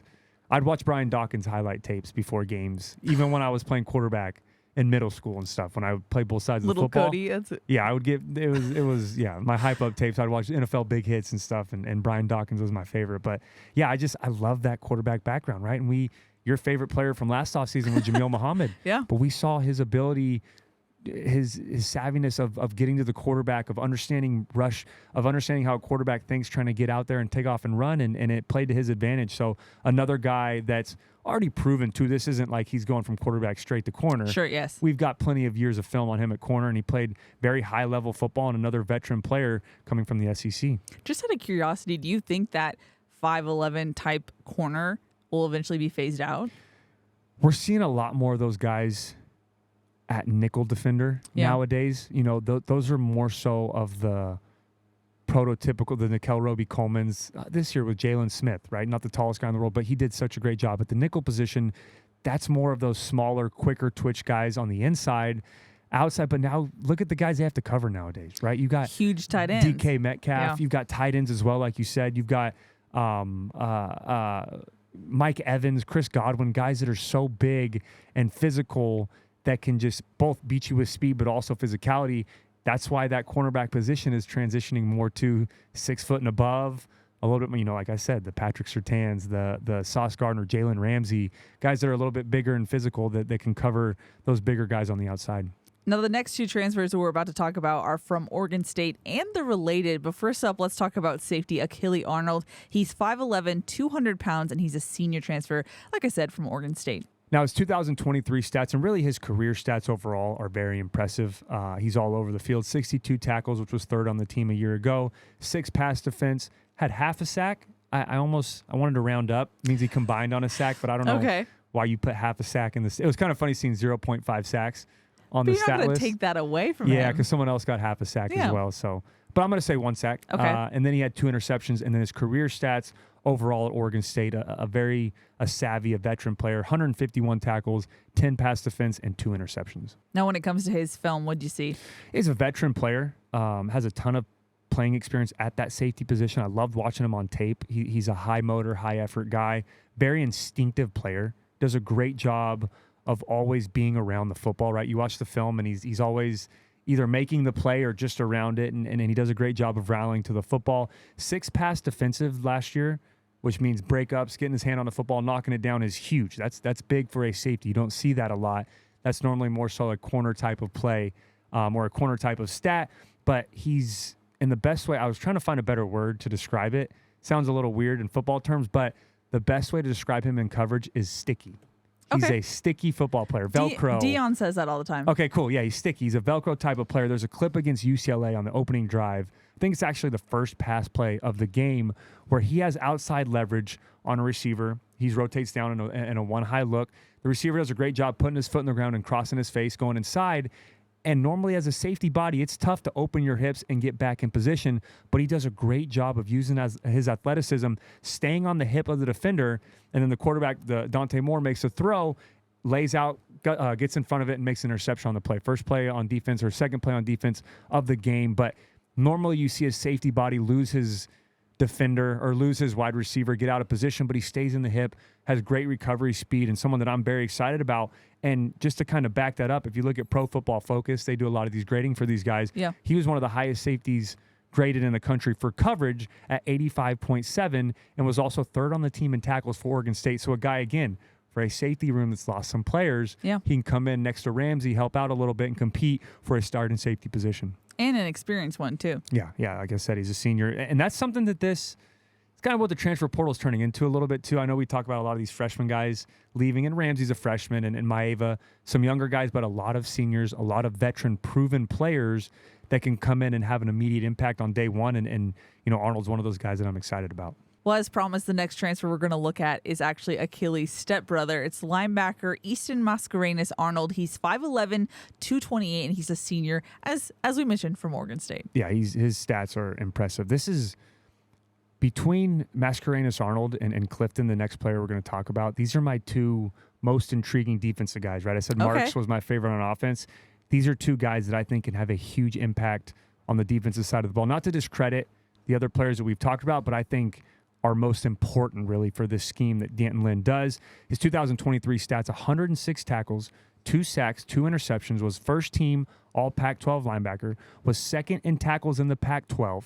But the guy ahead of him had 108 tackles, so 2 more tackles, but he also played 3 more games than Mascarenas Arnold. So he is a tackling machine and a lot of fun to watch on film. Well, speaking of film, he's actually our last film breakdown guy of the transfer series. But before we jump into it, what stood out to you on film? Yeah, he's, again, I just said it, but in all caps, tackling machine. He is all over the field, similar to his brother, right? His stepbrother. Both of them are always around the football. They're finding a way to get involved in the play, whether it's a pass play, a run play, whatever it may be. Very tough and a very physical linebacker, plays with great instincts, right? They use him in so many different ways, and he's a very smart, savvy, another veteran, a senior football player.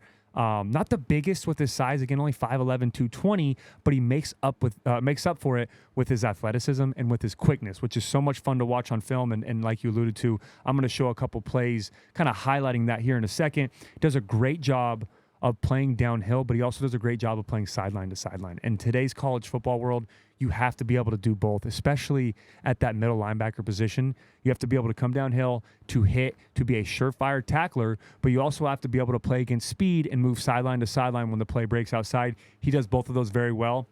And again, I'm going to highlight that here in a second. But I also give a shout out to his mom. I was looking up, like you said, the family, their stepbrothers, but Easton's mother was an All-American softball player at Arizona, so we know where he gets his athleticism from, right? And I had to give her credit. I saw that on there, which is a cool fun fact.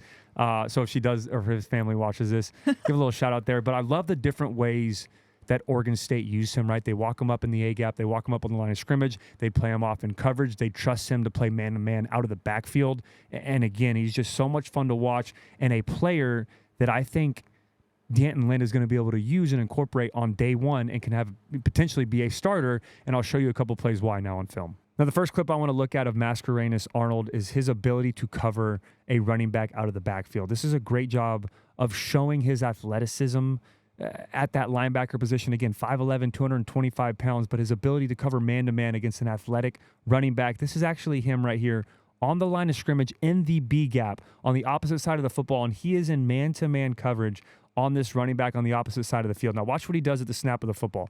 You're going to see him pop off the line of scrimmage. He's got to get to this area of the field to be in the right position to cover this running back in man-to-man, and his ability to do this is very impressive. Does a great job of noticing this running back running an out route, staying in his hip, and watch this form tackle, getting his head across, almost loses the guy, but does a great job of keeping his hands in there, doesn't just throw his shoulder at him and try to make the play, but has a surefire tackle, wraps up, and finishes the play to force a fourth down. Now, the second play I want to show of Mascarenas Arnold, again, another third down play. He does a great job here, starting in the same spot, but instead of dropping into man, he's going to zone drop this time and play this hook curl area of the field. And I just want to really show his athleticism as he makes a play on this football. As he drops out, does a great job of getting to his spot where he needs to be, getting in the throwing lane of this in-breaking wide receiver. Now, the quarterback makes the right read. He knows that I have a player working out and I have an in-breaker coming behind him. I can throw it right off of his ear and throw it into this throwing lane. But Mascarenas Arnold shows his athleticism. Look at this body control. Makes a play on the football. Now, the ball could have been a little bit more in front of the wide receiver, sure, but this is not a play that you see a lot of linebackers make, being able to have that body control, catch the football, and still turn around and pick up a big play, and this was a huge turnover by the Beavers. Now, the third and final play that I want to take a look at of Mascarenas Arnold is, again, he's walked up into the A-gap this time on the line of scrimmage, and we've seen him drop out, play man. We've seen him drop out and play zone, but this time he's going to come on the pressure, and he's going to make this play in the backfield. I just want to show his relentless pass rush, his ability to change direction and stay in the hip of the quarterback and make the play in the backfield. Again, great job by the quarterback spinning out here and getting outside. Any normal linebacker, someone who's not athletic, is going to miss this tackle and continue upfield, not be able to redirect and make the play. But Mascarenas does a great job putting his foot in the ground, changing direction, and actually makes this play to put the game away for Oregon State. And again, a huge play here. I love his excitement after the play as well, and I can't wait to see what he's going to do for this USC defense under D'Anton Lynn. And now for the final defender that USC picked up in the transfer portal. It's defensive lineman Nate Clifton. He's 6'5", 280, and he's a senior from Vanderbilt. Yeah, another guy that is similar when it comes to the stat sheet as Bear Alexander, as Isaiah Raikes, someone that we just talked about. Not going to jump off the stat sheet, but he's such an important player on that Vanderbilt defense from a year ago. He's so versatile, too. I love the different ways they used him. But in 2023, he had 30 tackles, 5.5 sacks, so a little bit more involved in the backfield and getting to the quarterback. And he also had one interception on a play where he dropped into coverage, which was impressive to see. But, yeah, his film's a lot of fun to watch, and really going through that breakdown, it's exciting to see the different ways that D'Anton Lynn can use him.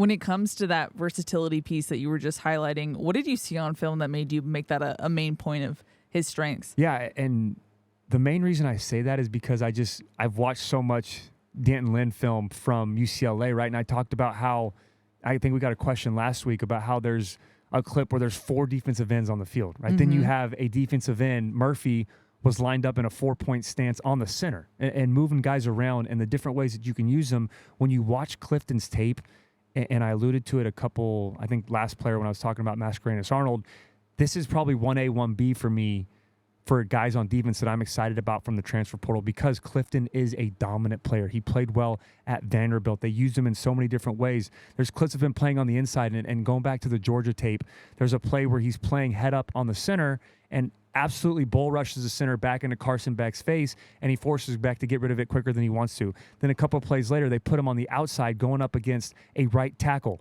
Does a great job of quick in and out move, then he bull rushes and gets underneath and forces the offensive tackle back into Beck's face, actually tips this throw, gets a hand on it while he's mid bull rush, and forces an interception because the ball gets tipped and goes to his corner. But there's just so many times on film you see him, again, at the shade. Then you see him at defensive end, because he's 6'5", 280, right? He's not that 6 foot 6'1" like Raikes, 350-pound, just can only play in the center of the field, which you need, or the center of the defensive line, which you need those guys, absolutely, right? You can't underestimate the importance of a run stopper, a guy that's going to clog up the middle of the defense. But with D'Anton Lynn's play calling style and the way that he used Murphy and Latu and those guys from last year, I think Clifton is going to be a huge asset to this defense because of the different places that he can use them. And I can't wait for third down, right? It's third down. Let's put 4 defensive end types on the field like we saw UCLA do against us. And where do you set the front to? Where do you block? Who do you block? Where do you try to keep the one-on-one matchups away from when you have 4 great pass rushers on the field? And Clifton can really fit into that role. And again, like I said, his ability to play inside and outside is going to help him so much to get on the field for Coach Lynn. And the last point that I made here that I loved was voted as a team captain last year for his as a defensive player, as a defensive lineman player. That's very important. That's big. To be voted as a captain at that position. And I can't wait to see what he does when he steps foot on campus. Back to your second to last point, I feel like in layman's terms, he's a way that the funky looks. He's a good piece to be the funky. He's a hybrid defensive. Now he's listed as DL, defensive lineman, but he's the type of guy on this defense that could be defensive lineman, that could be a nose tackle, that could be a rush end, that could be a defensive end. Like, you could put him at any place on the defensive line, like we saw Lynn do with a lot of UCLA's defensive guys last year, and he's going to be effective, and he's going to create some mismatch nightmares, like I said in the Georgia game, right? He won in one-on-one against a center. Then he won one-on-one against an athletic right tackle and found ways to still get the job done and get to the quarterback. Exciting for sure. Yeah. We're talking about this, and I want to see this in spring camp Yeah, already. I'm a lot itching for it. Well, I remember too. I had to remind myself yesterday is when you talk about these front 7 type of players, it's you're not going to get to see them till fall camp. But I forget NFL is different than college. College, you can go full pads. Yeah. For spring ball. Yeah. NFL OTAs all of spring is helmets only. I forgot about that. Yeah. But college, I can't wait till they put the pads on and you get to see a guy like Clifton flying around the field in the different ways that Coach Lynn's going to use them. For sure. Now, last but not least, we don't have any film on him. I don't think we are long snapper. I made sure to put this in there too. I was a holder when I was at USC. Yes. So I know the importance of special teams, but yes, go ahead and introduce the last one. Long snapper Hank Pepper. He's 6'2", 200 pounds from Michigan State. Excellent last name. Yeah, that was literally my only note was last name. Love his last name, Pepper. And you made a joke about NIL deals possibility. I did, off camera, yes. Why not work with that? You got Dr. Pepper, you got Salt and Pepper, all these different opportunities. But endless. Got to give him credit. He was the first transfer portal commit this offseason, right? Okay. I think he was. First one announced by USC. Yeah, first one announced. We couldn't talk about him when it first happened, but announced was Hank Pepper, the first long snapper. So can't wait to see what he does in the spring. Again, I've played special teams, so that is important. That's an important position, but have him come in here and compete and hopefully, has an opportunity to get on the field. You're not ready to break down 30 different clips of long snapping? We're not getting into that. That's not your there's nothing forte? I can break down. No. Okay. And I've been talking a lot, and that's a lot of clips. Again, you have.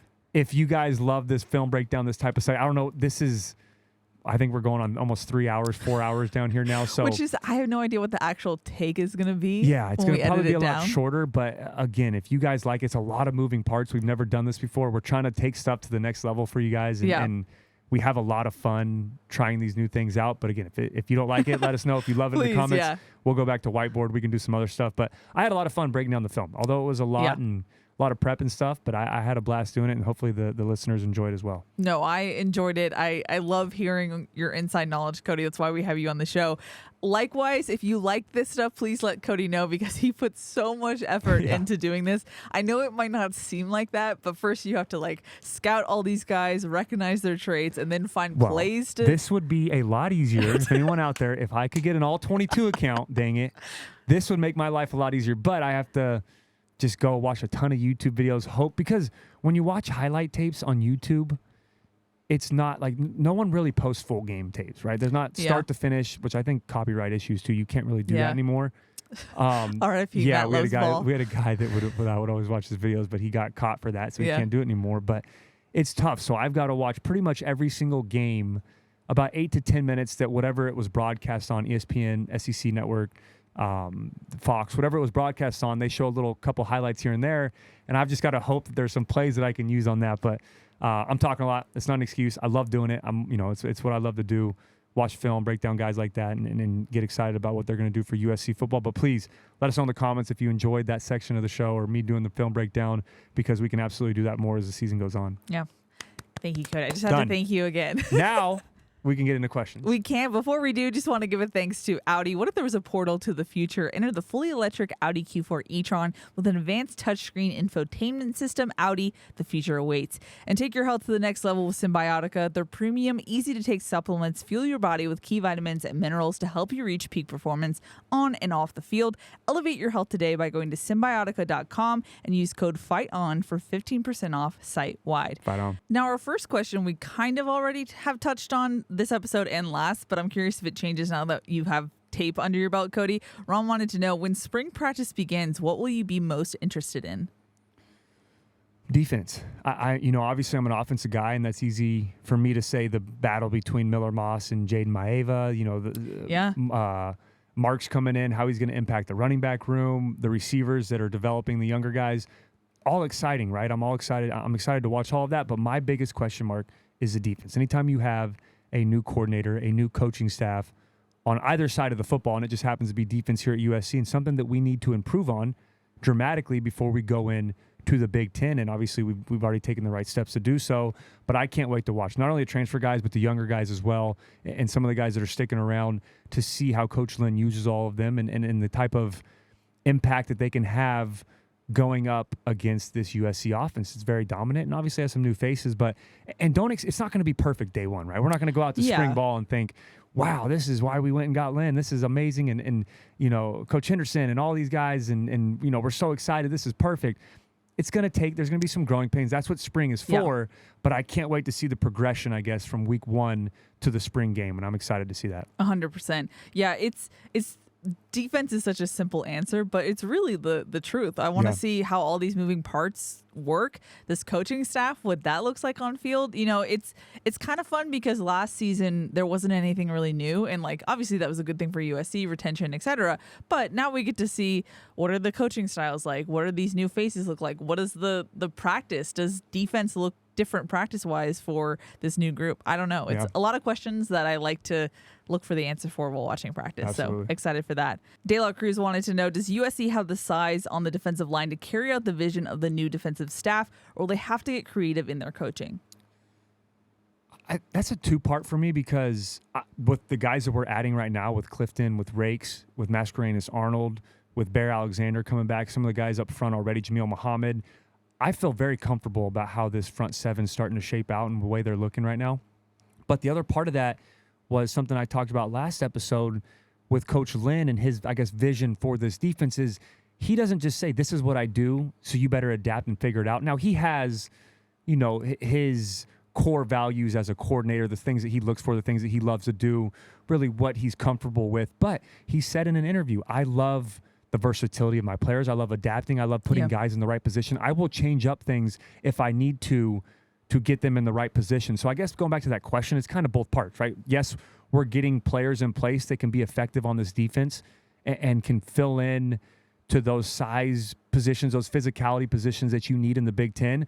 But it also gives Coach Lynn a little more leeway of being, I guess, the chess master or whatever you will, to use these guys, or he has a controller in his hands to where I can put Clifton inside or out. I can move Jamil Muhammad around. I can allow Bear Alexander to play in some different spots. I have Mascarenas Arnold, who I just showed on tape, can be great in coverage, but also can get after the quarterback and get in the backfield. So there's so many possibilities and opportunities for Coach Lynn right now that I'm excited. I'm talking about it right now. I know we're a couple ways away from spring ball, but I can't wait to see the different rotation groups and the different ones and twos, if you will, throughout spring, and the different ways that he uses them. Yeah, no, that's such a great answer. It also kind of underscores what Riley was looking for in a defensive coordinator, that versatility and being able to adjust to not only what you're going to see each week, but the players that you have coming in and out each roster cycle, if you will. Yeah, absolutely. Rama said, are there areas that still need to be addressed? In the roster? In life? Yeah. Just kidding. No, I'm roster-wise. And again, I know there's a lot of freshmen that we just added. We haven't talked about them. We will continue to speak about those freshmen as time goes on. If guys start making a little bit more of an impact, guys that we think can play. I just wanted to talk about the transfer guys because you don't hear a lot about them, and some of them are such late ads or late commitments, if you will, that there's not a lot of time to do a ton of research or a background on them. You're not recruiting them for the last 3 or 4 years like you are a high school kid, right? So it's a little different there. But, yeah, I mean, I think running back room, I wouldn't mind maybe 1 or 2 more guys. But, again, that comes down to how much more we're going to see of Amarian Peterson, how much more we're going to see of Quentin Joyner paired with Woody Marks. How much, how is that dynamic going to be? Do we need to add a bigger bruiser back? Do we want to add more of a pass-catching back like Marks? Or but we don't know what Joyner and Peterson are going to be or their role in this offense is yet. But for me, I guess running back would be up there, but also offensive line, right? We don't have any in the 11 or transfer guys we just talked about. No offensive linemen coming in. We had a couple last year. I know we've got some that are coming in as freshmen, but right now that's the biggest question mark for me. And you've heard me say it, and they're probably tired of me saying the word trenches, but you start from the inside out. Defensive line we addressed, right? The front 7, both in the portal and some of the guys that we're bringing in, but also, or some of the guys that are returning. But offensive line for me is the biggest question mark, and that has to have a set 5, by the time spring ends, getting into fall camp to build that continuity, going into probably one of the toughest interior defensive lineman conferences that you're going to be in. Now, what's funny is you actually mentioned Amarian Peterson in your last answer. We got a question about him from Roger from Newport. He said, whatever happened with Amarian Peterson? He's a big and fast back. Yeah, I mean, what happened to him is he was behind Austin Jones. He was behind Marshawn Lloyd. He's competing with Quentin Joyner as well. So it's really what it is that he's down on the depth chart right now. Now, this year for him is going to be his year to shine. This is going to be his opportunity. Him and Quentin Joyner are going to obviously compete again throughout this offseason and going into the spring. Now you add Jaquavius Woody Marks to that room as well. So he's going to be the veteran facing there. But it's almost like some of these veterans are a little bit of freshmen in a sense because they've got to learn the playbook. So he may be leaning on Joyner and Peterson for them to teach him the offense a little bit as well. But, yeah, I think what really came down to was him being a freshman, and it was a crowded running back room. You had proven guys like Austin Jones and Marshawn Lloyd that were ahead of him. But this can really be the opportunity for either Joyner or Peterson or both with a 1-2 punch to have a breakout year this year. This is an interesting question from Manny. He said, for recruiting, is it better to have a coaching staff with NFL experience or successful NCAA experience?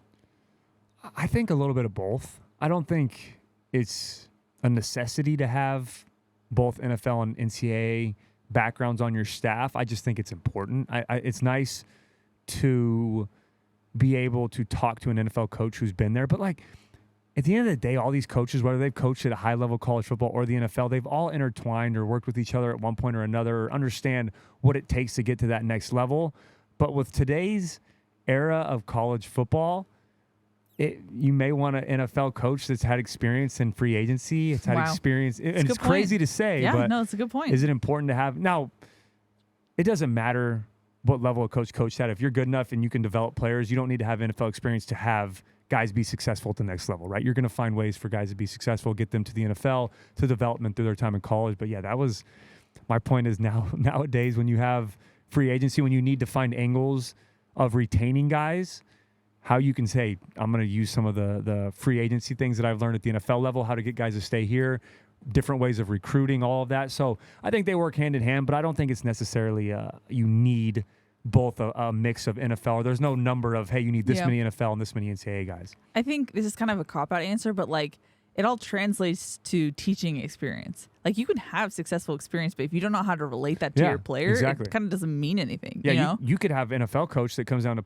to college and cannot connect to the younger guys, who doesn't know how to translate what they've done at the NFL level to NCAA. Absolutely. So to that, I think it's a great question and it's a great conversation to talk about. It is, yeah. It's funny the different ways you can go about it. But yeah, I think the biggest thing now is NFL guys who, yes, know how to develop guys and what it takes to play in the league, but also how to deal with free agency and new guys year in and year out and getting used to changing faces in your meeting rooms.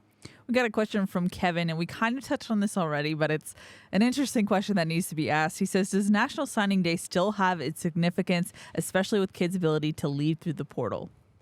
Yes and no. I mean, yeah, it does. It's still exciting, especially for kids and their family to get the hat and the excitement and commit to go to a school and all that. Yeah, that's exciting and it's important. And the coaches are excited to get those guys, right? You've spent a lot of time recruiting these kids, right? You might have spent 2, 3, 4 years recruiting one player, and then they commit to you on signing day. It's awesome to see, okay, all that hard work paid off. But beyond that, that's where it loses a little bit of value. And it's also, like you said, some guys commit to a school, they don't even play. They, are a freshman or get put behind on the roster or get, thrown into a crowded position group, and they never play, and then they transfer, right? So then you look back, the signing day really didn't mean anything. So with that part of it and how easy it is to leave, yes, it loses the importance. But for the kids and the family, I think it's still important, and there's a lot of excitement around it.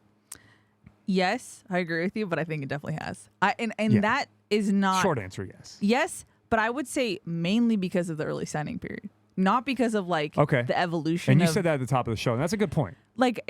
There's so much happening in that span of time when it happens. It's like bowl games and it's like holidays. We need to know now too. Hurry up and early sign. Yeah, it's just too much. It's nothing's really happening in February besides Super Bowl. Like, let's have some fun. Yeah, have it be one day. Let's space it out a little bit. Yeah. I think it. No, I agree. That's a good point. The early signing period and all the transfer windows and all of that. And not only signing day. You're now also worried about, okay, oh, cool, we signed these guys, but let's look at the transfer portal and who can make an immediate impact as well. So you may not be as excited about the freshmen, and which makes sense, but I'm with you on that. Well, the crazy part, too, is we just previewed 11 transfers. Yeah. There could be more in the summer that we're talking about. A lot more. It's just... We have no idea. It's wild. Yeah. No, I agree. We got a question from Jonathan who said, who assigns athletes star rating? How accurate are the ratings? Now, I might take a stab at this, Cody. Previously, before USC, I worked at 247 Sports, which is mainly a recruiting site, but I covered USC through it. But anyway, being in that industry made me realize how much of a science this is, and how much the institutional knowledge of guys like a Brandon Huffman or a Greg Biggins or a Gerard Martinez, these are guys who have watched prospects for decades at this point and can easily identify the qualities and traits of what will translate to the D1 level and compare it to past players, past classes, and where that ranks up. So they take it very seriously. I know some people are like, oh, they just assign whatever. And and Cody has a smile on his face right now. Yeah, please. Well, and no disrespect to those guys. I know they do their due diligence. And I'm just speaking for them. Yeah, no. People that I know personally, but I can't speak for every recruiter or assigner or person. There's a lot. There's a lot of hits on there. There's some misses as well. But, to your point, it's not to just say, like you said, they don't just go out there and throw stars and say, this guy, I've seen 3 clips, I'm sold. They do their due diligence and they try to give as accurate a rating as possible. But to the other side of it, you never know. You really don't know. And it's even flawed in the NFL. You have these GMs and these owners and these coaches that spend hours and hours and months recruiting guys, watching film, not recruiting, but watching film, studying guys, and then they go spend a first overall pick or a first round draft pick. And it's every year about half, and none of those guys are surefire, right? You think first round pick, the money you're putting into it, the time and effort you put into it, you have to have a home run. These are the highest of the highest guys with the professional athletes who still have a flawed system, right? And it's still never a surefire home run. You're never going to be able to put the right amount of stars on a player. You see all the time, Josh Allen, 3-star, no star, went to Wyoming. Johnny Manziel was a 3-star. Now he went to SEC, Texas A&M, but these lower level star guys who didn't have these big ratings, Patrick Mahomes, another guy, he might have been 4 or 3, but you never know. But you would think, okay, these are the best players in the NFL right now. Why are they not a 5-star player out of high school? Why do you not know that? Some guys take later to develop, right? Yeah. Some guys may be a 3-star out of high school, like you just said, and now you're a 4 or 5 star when you go into the portal, or when you get to that time it's recruiting. So yeah, it's always a hit and miss, a flawed system. And I know I say names like Manziel and Allen and these guys who ended up being good college players or NFL players, but when they're coming out of high school, some of these guys aren't even in the top 50 when it comes to their position, not overall, but their position. So that's where I say, like, it's a flawed system a little bit. You never really know until you see the product on the field at any level. No, I agreed. I mean, it's an imperfect science, if you will. And you're not in, like, the how does he study, the meeting room, like, what's his work ethic like? Why did he go from a 3 to a 4 star? What gave him the 5th star? You don't really. They do get into that nowadays. Okay. Like, what's like the deciding factor? Like, why? I'll say this. If a guy's a 4 star and then he earns that 5th star, what did he have from the day before he was a 4 star to the day after he earned the 5th star? So, like, for 247, I know that they have, like, weekly meetings, and they rate it, like, 9.9257 or whatever. Okay, but, yeah. And there's only a certain amount of guys that they can have in the 5-star slot. It's not that you're just giving everyone 5 stars. Okay. So, if you were to move up a guy in your example from a 4-star to a 5-star, you're downvoting. You're moving someone out of that 5-star category. Because they only allow themselves to put a certain amount of 5-star guys. But what if there are a bunch of 5-star guys? Then maybe it's a high class. See, that's a flawed system to me right there. There should be, if you're a 5-star, you're a 5-star. If you're a 4-star, you're a 4-star. If you're a 3-star, you're a 3-star. At the time that you get the rating. Or at the time that, like, but I'm saying, like, some days it'll be like, this guy was a 4-star, and then, like, you'll see so-and-so earned his 5th star this week. And I'm like, okay, did he do something crazy? Sometimes did he like, grow 3 inches? Yeah, like sometimes it's they grow into their body. Okay. Sometimes they like, I don't know, ball out in a camp. We're getting carried away. Sorry. And I'm probably botching but this, it's like so the apologize. NFL too, like Madden ratings. Like you see it all the time with Chad Ochocinco and stuff. Guy will be like a 90 and then he has a great week at a game and then he goes to a 92. So I get like that'll change, but again, I still think it's a flawed system. But no disrespect to those guys. I know they spent they work really their hard. life doing this stuff, and I know it's not to discredit them, but at any level, I still think it's a flawed system. I will say that like some sites don't spend as much resources to scout on the West Coast. So some of it is speculative for certain companies or have been in the past. I'll say this too. My short answer is I've been around guys on a roster that were no stars that became huge players and first-round picks, and I've been on rosters of guys that were 5 stars who never panned out and didn't make it and never played. Just like in life, you're not defined by your stars. There you go. Okay. Moving on. Cody's like, and I'm done now. Yeah. Well, good thing for you, Cody. We're on a final question. It comes from Trudy, who said, can Cody talk a bit about what he sees in wide receiver Makai Lineman? Oh, I love this question. I love Makai Lineman. I've been very high on him since the day that he signed here at USC, since the day he stepped foot on campus. I love, and first and foremost, his mindset, his attitude. And why is that? Because if you remember back in the Oregon game, we signed him as a wide receiver. He spent the entire spring ball throughout the year as a wide receiver. In the Oregon game, we had guys that were struggling a little bit.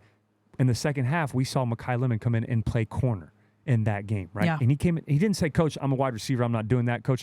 No, none of that. He came in and said, I'm going to, whatever you need for me to get on the field. I haven't spent any time really with the defense all offseason.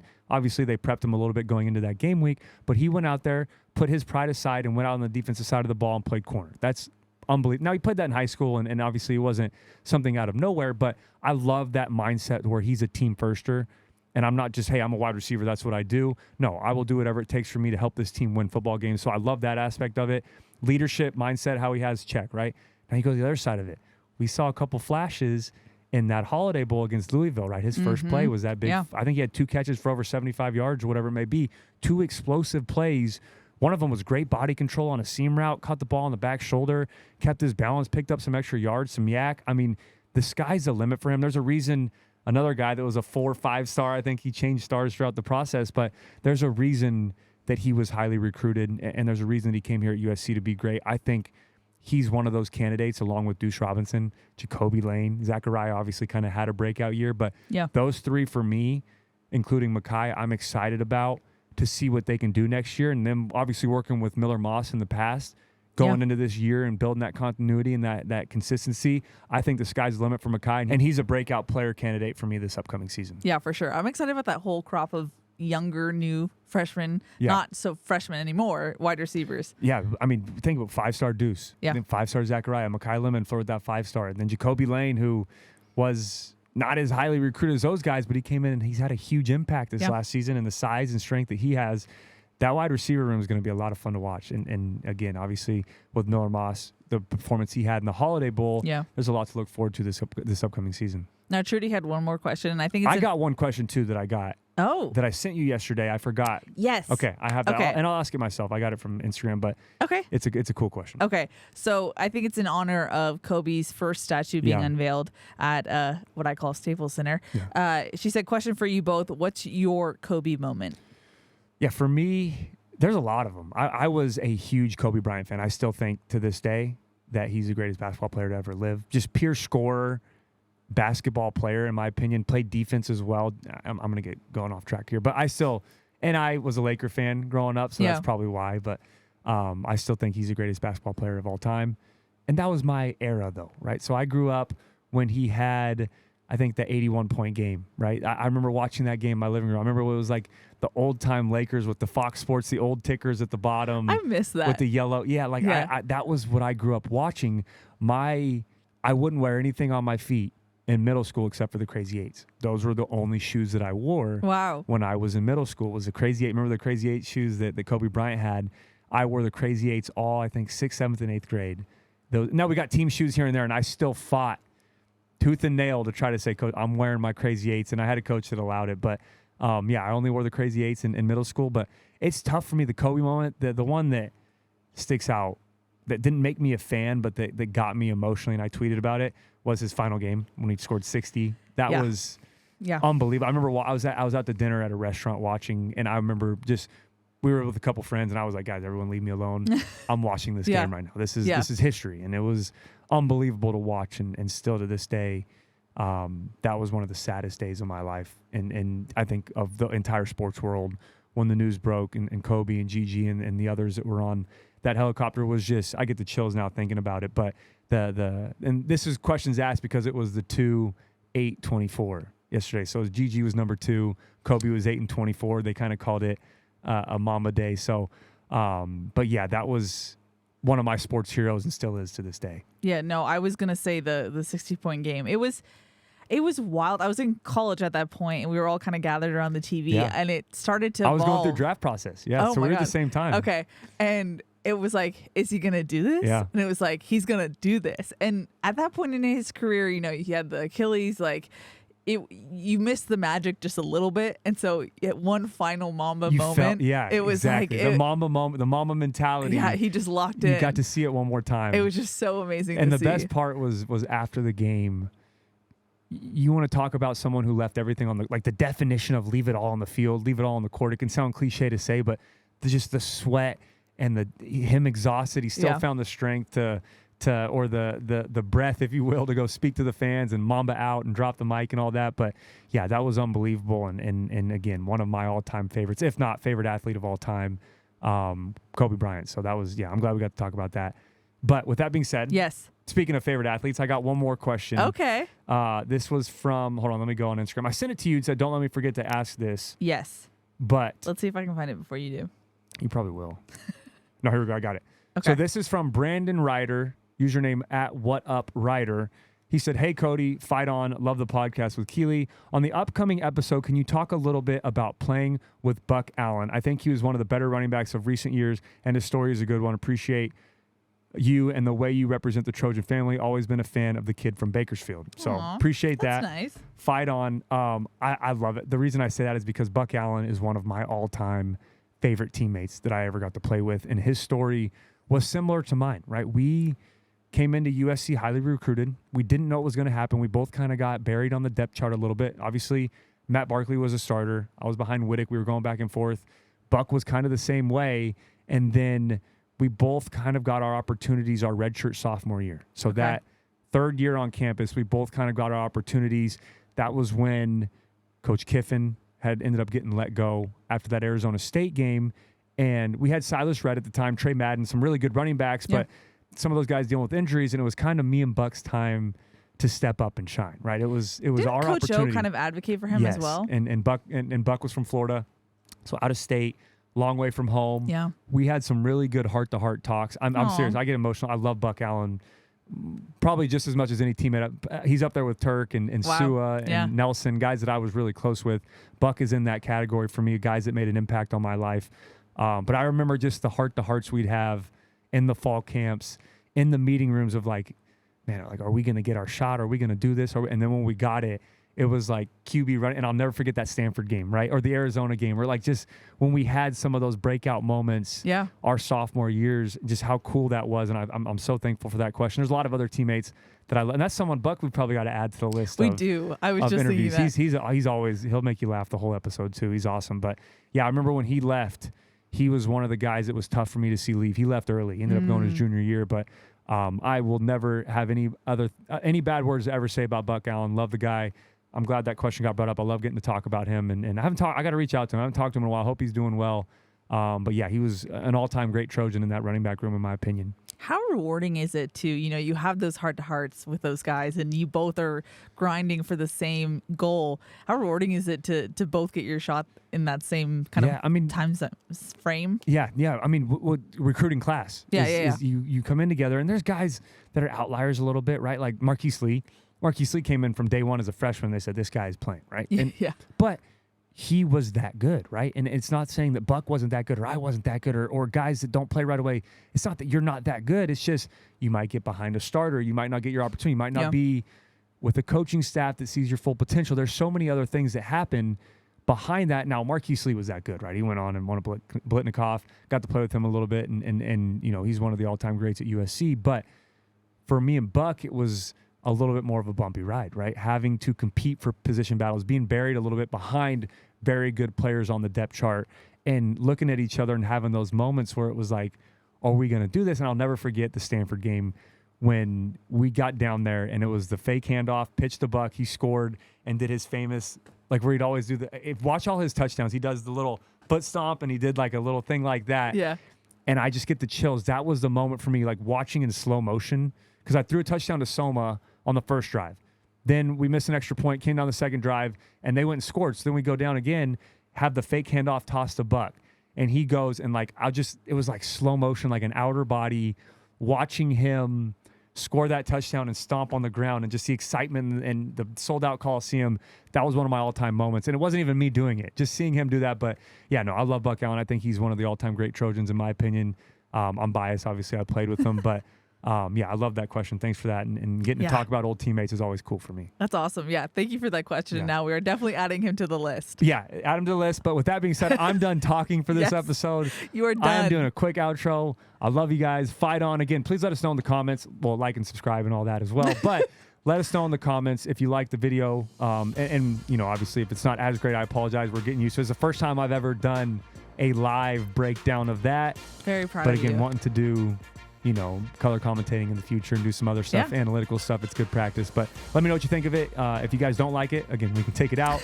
Hopefully you enjoyed it. But this was a fun episode nonetheless. Yeah. Some great Trojans to look forward to. I'm talking a lot again. I'm out. I love you guys. Fight on. Take it away. He does mean it when he says he loves you guys. This episode was a bear to make, but we were very... We're almost to 4.5 to 5 hours right now. Hopefully the episode itself is not that long. I don't think it will be. Yeah. But thank you so much, Cody, for all the hard work you put into this podcast. We really appreciate you. But that's going to wrap it up. We'll be back next week, so be sure to tune in. That's Cody. I'm Keely. We'll see y'all next time.